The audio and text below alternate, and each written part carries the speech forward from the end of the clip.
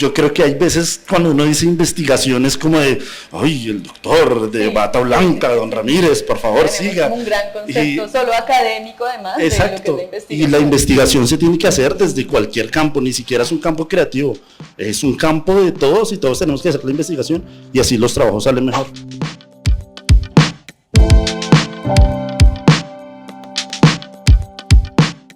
Es que en mi caso hay como una especie de trabajo de campo, ¿sabes? Que es muy parecido a lo que hacen los periodistas, que implica conocer gente, ir a sitios, en muchos casos, bueno, yo me baso mucho en fotografías, entonces en muchos casos tomar fotografías de esos espacios. Bota uno todas las piezas sin descartar ninguna y comienza a armar las palabras, comienza a armar los recursos gráficos que necesita, y así se va formando la imagen, y todo el proceso gráfico siempre ha sido como igual, en mi caso, que es así, entonces, leer, escribir y luego así dibujar, que es como 50 investigación, 50 rayar. Uno se va transformando a medida que hace la obra. En animación a veces puede durar 1 o 2 años haciendo una película y a uno le pasan cosas, tiene experiencias propias que se ven reflejadas de alguna manera en la película. La película como que también madura con uno y le abre posibilidades, ¿no? Estoy siempre muy abierta también a lo que no he planeado. A veces quiero ir para un lugar y resulta que el mismo material con el que estoy trabajando me indica otras posibilidades, entonces me voy para allá a riesgo de perderme y tener que abandonarlo o volver a empezar. Una cosa que pasa muy inexplicable a veces es que la materia habla, ¿sí? Me refiero a que lo pensaba cuando ustedes ven estas series de investigación criminal, que entonces encuentran un montón de cosas y unas pistas, y entonces como que los objetos empiezan a decir, por la historia que contienen y demás, y cuando uno está en trabajos que tienen que ver pues con creación, y está usando materia, cualquiera que sea la materia, no tiene que ser necesariamente análoga, a veces te va empujando a cosas y te dice cosas.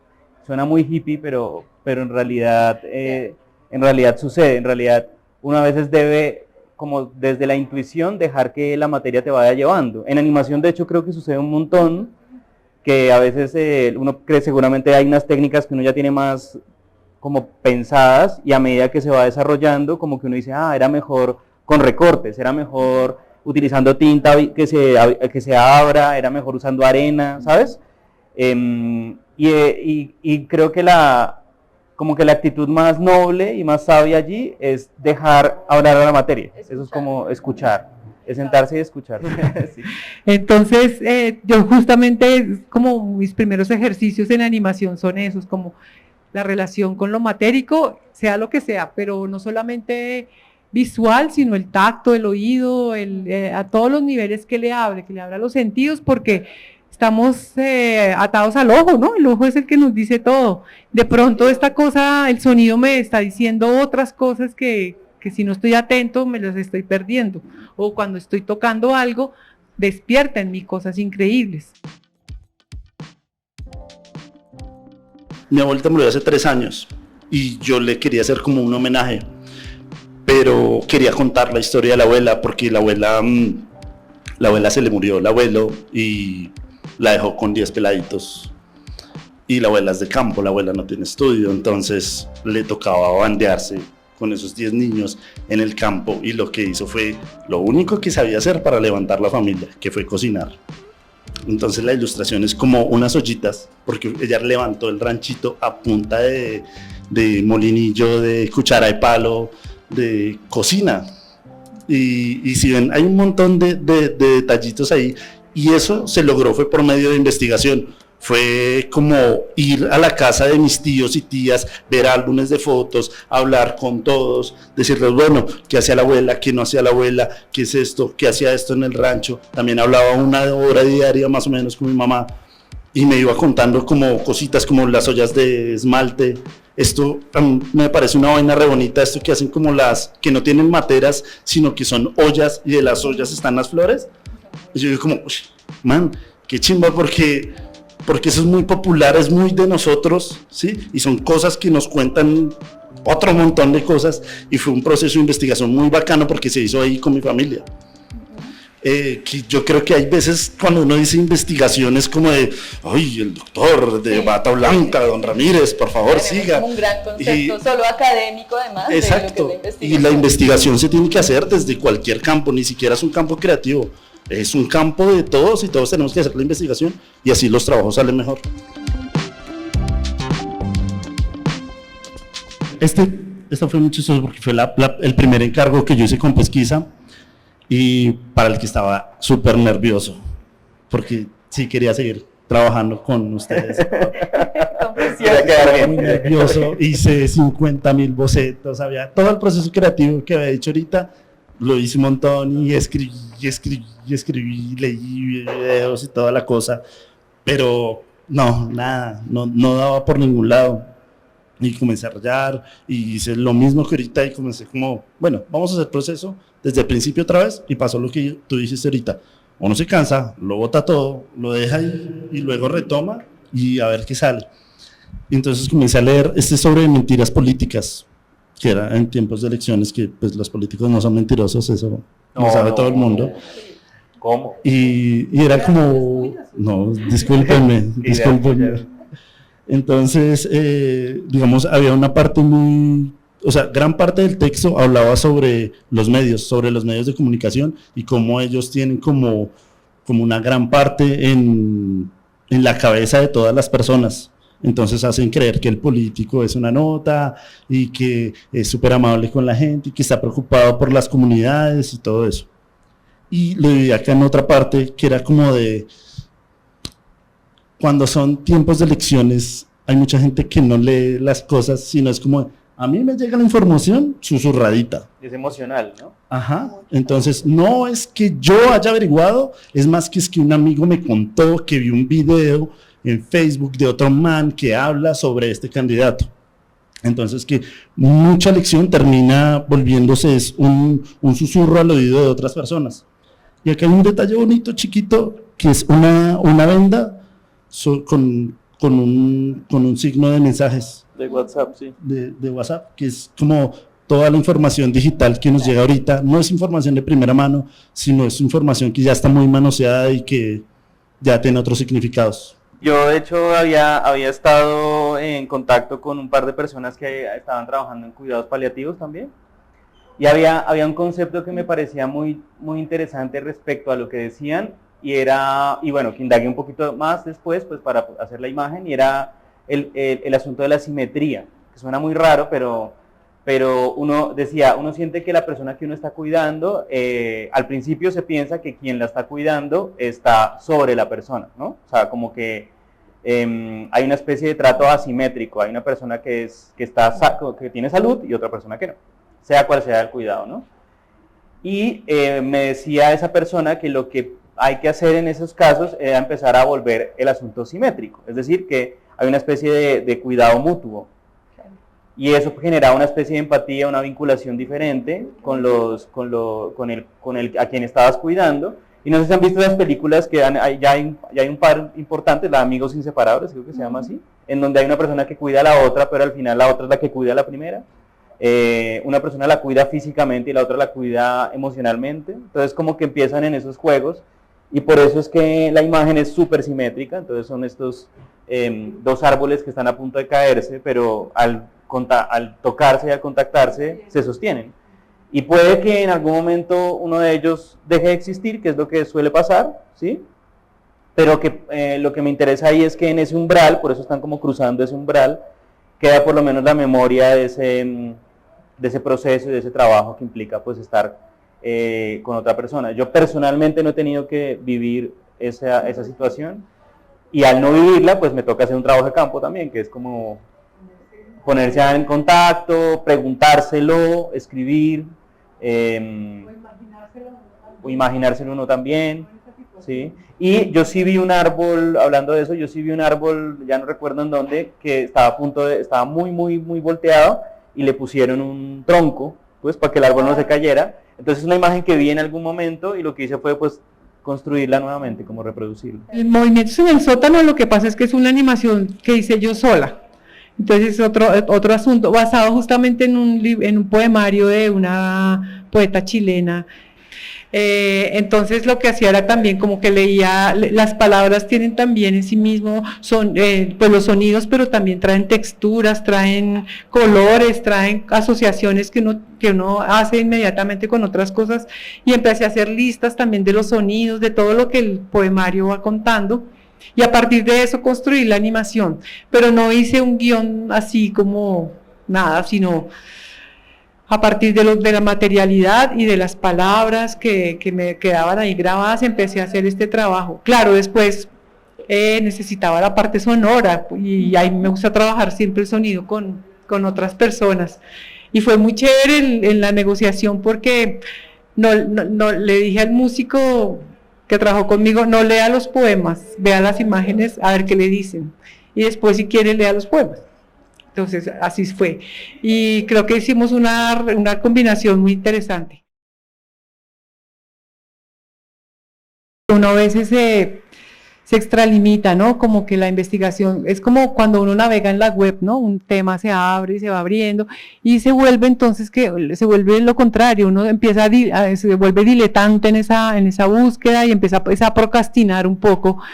Y entonces ahí yo a veces siento que es un miedo como ya a parar y decir, empiezo, porque iniciar es complejo. Digamos, hay un texto que te recomiendo que se llama Poética del inicio, del comienzo, de Peter Sloterdijk. Y entonces él habla sobre eso, ¿no? El artista se expone, ¿no? Es un miedo también a, yo voy a poner... me voy a poner en bandeja pues para que la gente venga y mire lo que yo soy.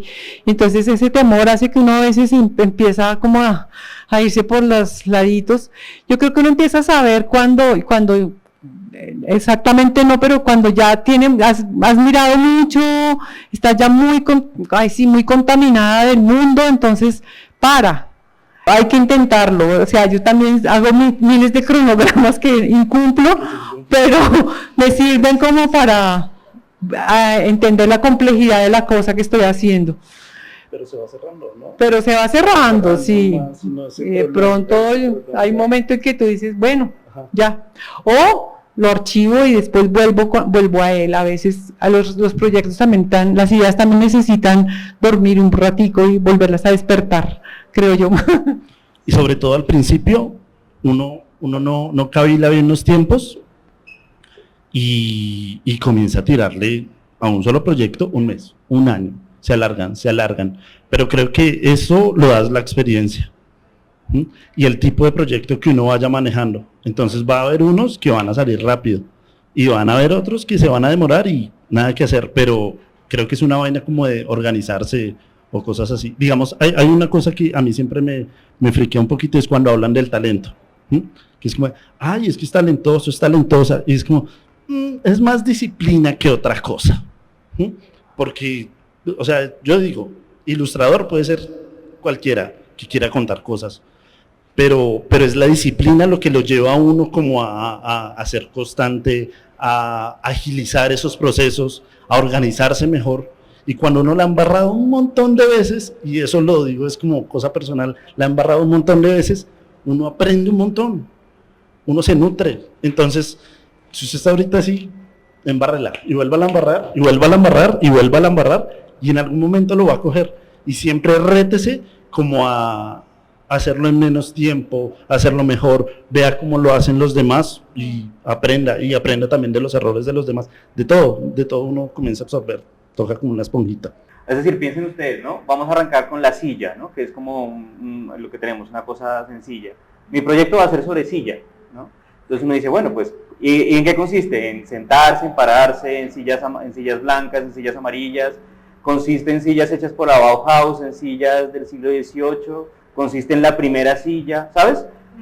Y entonces empieza a ampliar y ampliar y ampliar, y lo que pasa muchas veces es que es tan abrumador que la gente renuncia al proyecto. Y arrancó por la silla, ahora vete por la justicia, la muerte, la paz, ¿sí me entiendes? Es como que son conceptos mucho más complejos. En mi caso lo que me ha servido muchísimo es pero eso es mi caso porque varía mucho dependiendo de la persona, es tener los famosos deadlines, que es como, me los pongo yo si no se los pone una persona antes, ¿no? Uno puede ser muy desordenado en su taller o estudio, el mío particularmente lo es, muy desordenado. Ustedes pueden tener una vida emocional también muy desordenada, pero no hay que ser desordenados en mi caso, con el trabajo artístico. Ahí sí toca hacer lo más como concreto y ordenado posible. Todo lo que no somos capaces a veces de ejecutar en otros aspectos de la vida, ¿sí? Hay que empezarlos a ejecutar en arte. Uno se nutre mucho y los conceptos, como tú dices, a veces lo abruman, ¿no? Pero si cualquier tema que uno se obsesione va a encontrar muchas cosas. Entonces también creo lo contrario, a veces hay que chupar mucho de todo, o sea, como absorber todo, leer poesía, no sé qué, todo, y en un momento dejarlo todo también, no más referentes, no va a haber más, y me encierro yo con mi idea, y ahí sí la trabajo de tú a tú, y me empieza a revelar cosas, y eso pues no sabemos, se puede demorar un día o un año, 5 años, depende. Yo agregaría algo, digamos, en general desde la investigación, y es como, a mí por lo menos me sirve la idea de hablar sobre eso, ¿no? A veces uno no sabe qué tanto de todo lo que tiene a la mano realmente es lo que uno quiere usar, y hablar de ese proyecto que tiene, sea una imagen, sea un texto, sea un video, como que te dices, uy, aquí me di cuenta de que contándotelo, esto es prioritario para mí, porque lo puedo explicar mejor, porque me suena mejor cuando te lo estoy contando a ti, y así también uno termina como por tomar ciertas decisiones. Creo eso, como que si no contárselo a otro, a uno mismo, ¿no? ¿Qué es lo que quiero hacer?